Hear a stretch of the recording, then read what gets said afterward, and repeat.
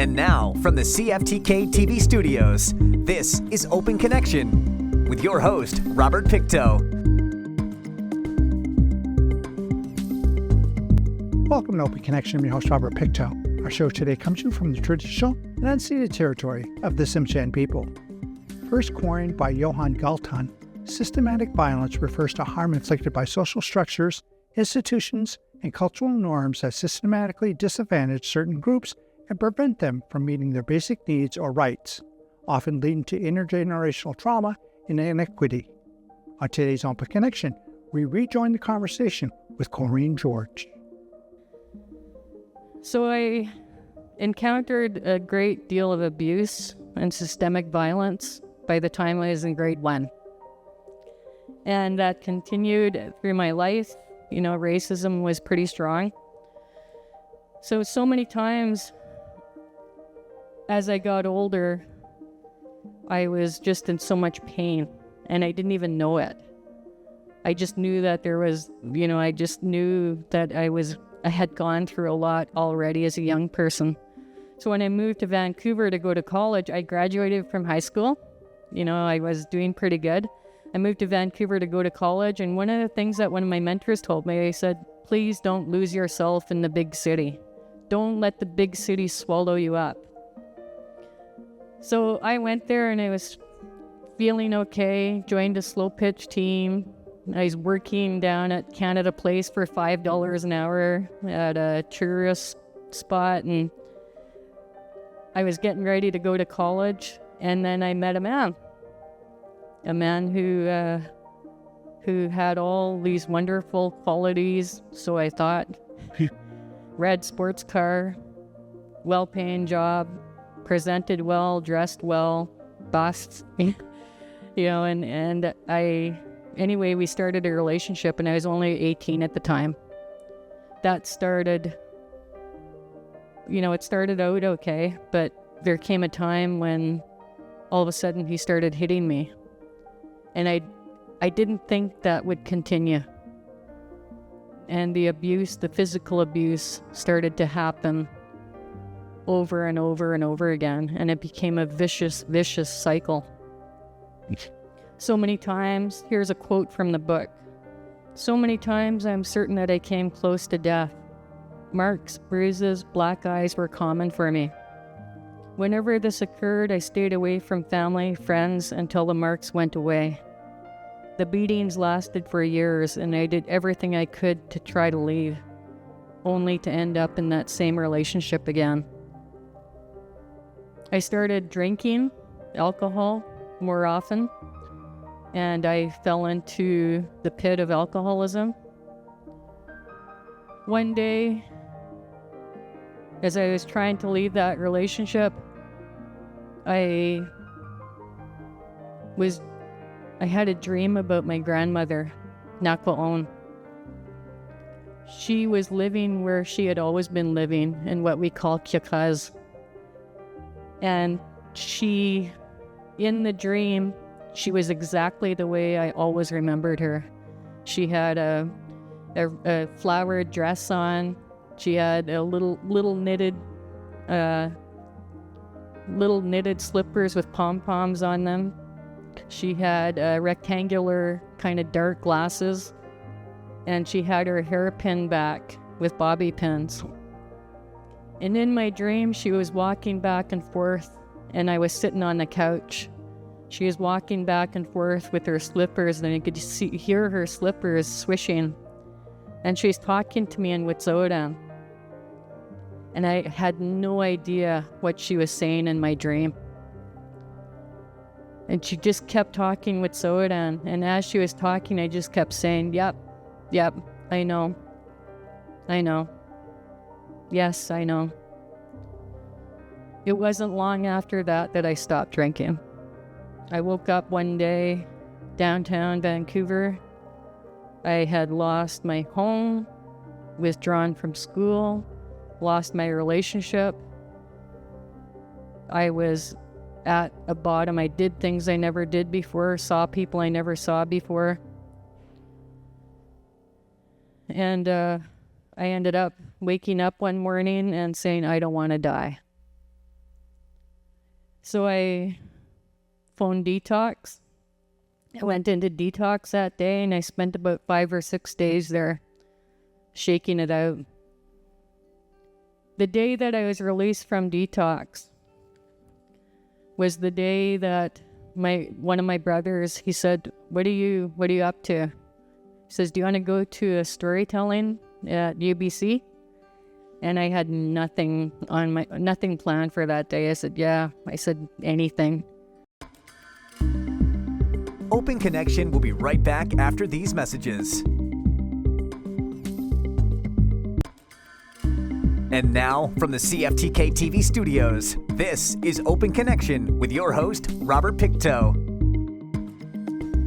Thank you for staying with us. The First Nations House of Learning in UBC's Vancouver campus was created in 1984 and officially opened its doors in 1987. Its mandate is to make the university's vast resources more accessible to First Nations, Métis, and Inuit people, and to improve its ability to meet their needs. Let us rejoin the conversation as Corinne reveals how it aided her journey of healing. So he took me out to a storytelling out at the UBC First Nations House of Learning.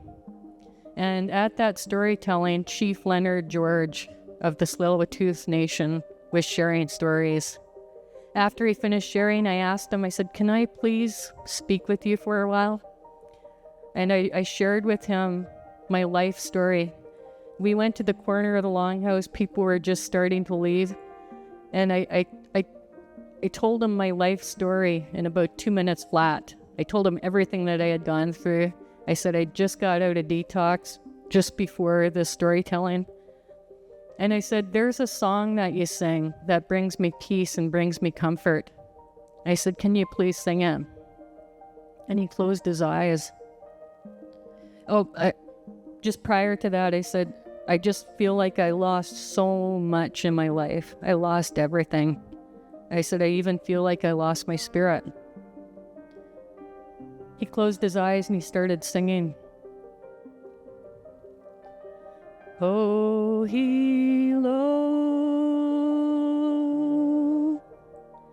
Hilo,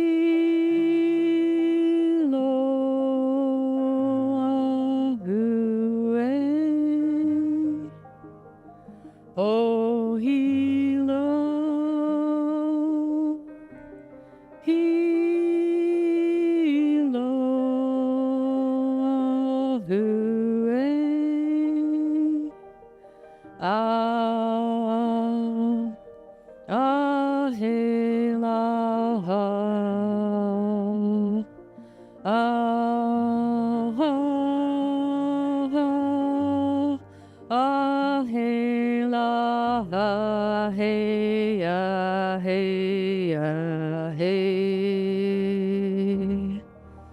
Oh, Hilo,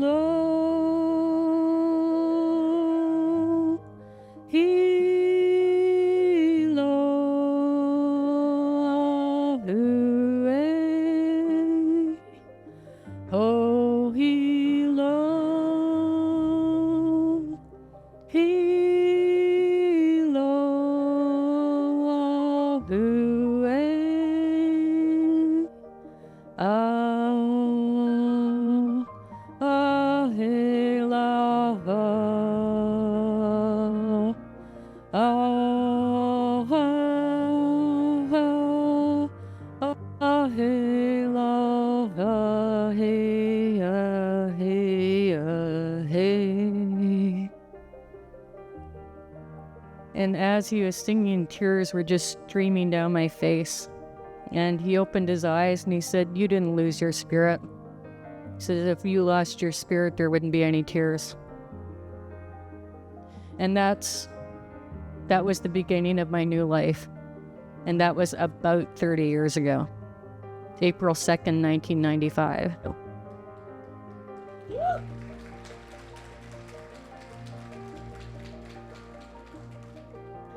Some of the most painful truths can be categorized in the following themes: historical and personal trauma connected to colonialism, racism, and my experiences as a Wet'suwet'en woman; institutional and systemic racism and lateral violence, and the painful reality of being silenced;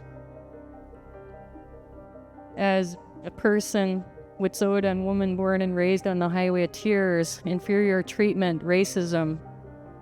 And there were even times that people refused to acknowledge my existence as a human being. Very painful experiences. Being silenced, the fear of speaking out, colonial and political silencing has been such a huge challenge for me. And I'm overcoming that by no longer being silent, by sharing my truth, by speaking my truth. I am speaking the truth. And I reconnected with the trails of my ancestors. My spouse John and I moved back to Wet'suwet'en territory in 2015, about 10 years ago, to be with my matriarch, my beautiful matriarch, Galachkan. And I have so many elements of healing that have occurred in my life. The pathlats, which is shown to me by my grandparents and my ancestors who all hold hereditary names. Open Connection will be right back after these messages. And now, from the CFTK-TV studios, this is Open Connection with your host, Robert Pictou. Welcome back to Open Connection. Since time immemorial, First Nations had an intricate, respectful, spiritually and physically dependent, grateful and protective tie to the land. The nature of this tie is not one of ownership, but one of stewardship. Let us return to the conversation as Corinne shares her reconnection to the land. I've reconnected to Nohienta, our territories. This part of my healing includes spending time on the trails of my ancestors. And here's a picture of me standing on Nadina Mountain. On my healing path, I show these pictures because of all the goodness that has happened to me since I changed my life, standing on a mountaintop in Gadumnan territory. My mother underwent cancer many years ago, and I went on a 200-kilometer cycle trek for the Ride to Conquer Cancer. I received a secondary black belt in Aikido. That's me tossing, I think that's my husband. Picking berries, doing things I've never dreamed possible. I showed the picture of my husband and a dolphin kissing me on both cheeks, and somebody said, "Who's the other dolphin?" Completed my Master of Arts degree, and my mother and my other matriarchs gave me a name, Saspinievkas, a bear with a strong mind. So the way of harmony is Aikido. Aikido is the way of harmony, and the founder, O-sensei, says, be grateful even for hardships, setbacks, and bad people. Dealing with such obstacles is an essential part of training in the art of peace. And before I finish, I just want to invite my beautiful matriarch to come and join me, because when the publishers read my book, when they wanted to publish, they said, it is so evident how much you honor your mother. So I learned this from my ancestors, to honor our life givers, to honor the women, to honor the matriarchs, to love who they are. Today, I spend my time with my mother. She just turned 85 in December. So when the earlier, I don't mean any disrespect by saying this. I think somebody said earlier, when you're in your 20s, you're looking your best.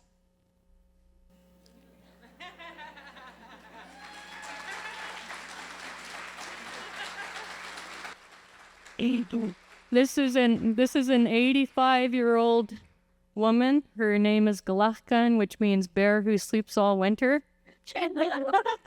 And she's overcome cancer, and she's also overcome 2 bouts with COVID, and she's still strong, and I continue to stand with her in the best way I can, and I love her with all my heart and soul.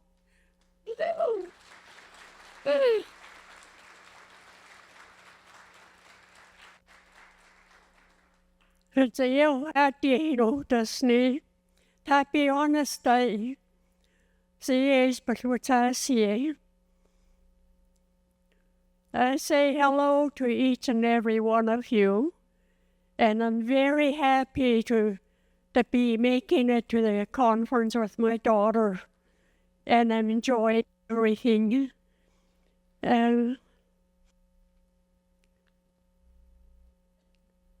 When I didn't have the education I wanted when I was in my teenage years, because my older sister they had 9 children, and they both went to jail, her and her husband, and my dad brought their kids home, took me out of school, and I had to look after all these kids, and I raised them. Even at 15, I really worked hard. To this day, there's only 4 left out of my niece and nephew, the one that I raised. Open Connection will be right back after these messages. And now, from the CFTK-TV studios, this is Open Connection with your host, Robert Pictou. In many First Nations cultures, particularly in the Pacific Northwest coast, matriarchs hold significant portions of power, influence, and respect, serving as leaders, knowledge keepers, and healers, as well as caregivers of future generations. In this final segment of Open Connection, we hear from Corinne's mother. And I never did drink.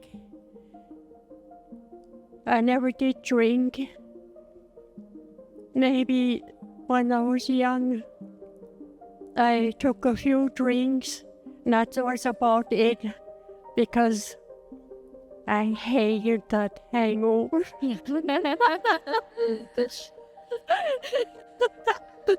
Yes. And I never did touch it again. And I love dancing, oh my God. And I enjoy everything that my children are doing. I have 4 sons and 2 daughters.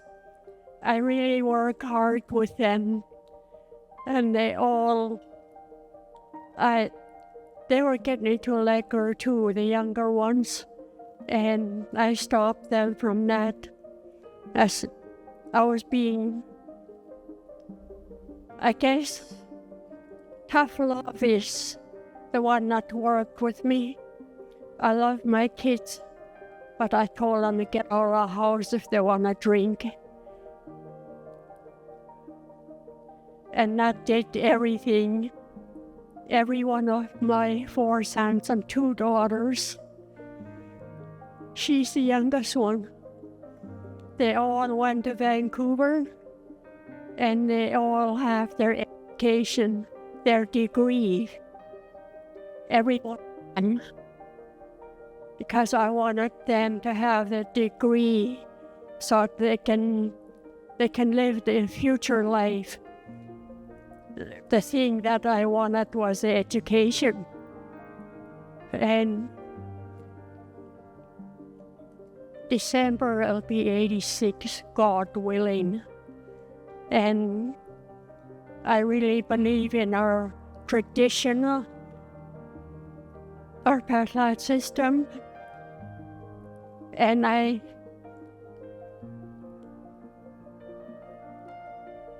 when I overcame the cancer, when I get sick, I do a lot of the soapberries. And the soapberries are the greatest thing that I discovered. I take a spoonful every day and every night before I go to bed, or else they call it Indian ice cream because it's just like ice cream, and I enjoy that. And I believe in that it's because it helped me to overcome the cancer that I had.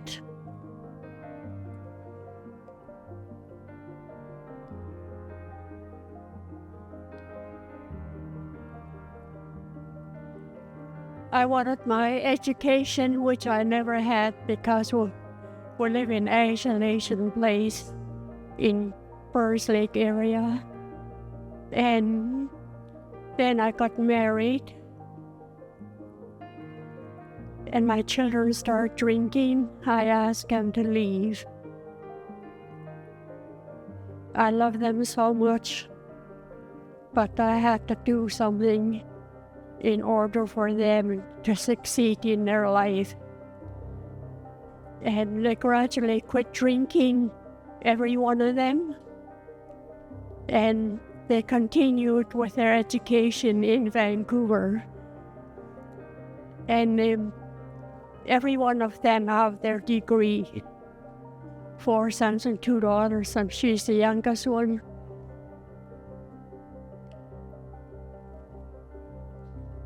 I even work with alcoholism because 2 of my brothers were alcoholics. I moved home and he said, I want you to build a house here. I want you to move back. I said, not unless you quit drinking. And that did the job. My alcoholic brothers quit drinking, and they both passed on in sobriety. And I'm a really strong believer in helping other people that have difficult lives.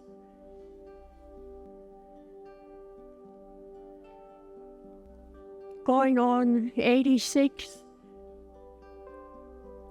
I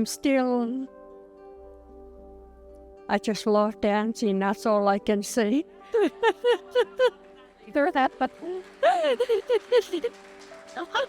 The Take Back the Night really talks about the assailant, the person who comes out on the street and gets you, the rapist, the unknown. Now, statistically, you have less chance of that happening than perhaps domestic violence, but I think it's the thing that people are most worried and most scared of. It's the thing that imprisons us just by our own fear. And the message of Take Back the Night is that women should be able to walk anytime, day or night, without fear of violence, without ever having to even feel uneasy. And so it's a bit of a statement against what happens to women in society, but it's also, and this is the most important thing I think, it's a way of us working together to get more assertive and to feel better about just our own power. Thank you for joining us for this episode of Open Connection. The greatest distance in the existence of man is not from here to there, but the connection from his mind and heart. If we can conquer that distance, we can soar like an eagle and realize our immensity within. I'm Robert Pictou.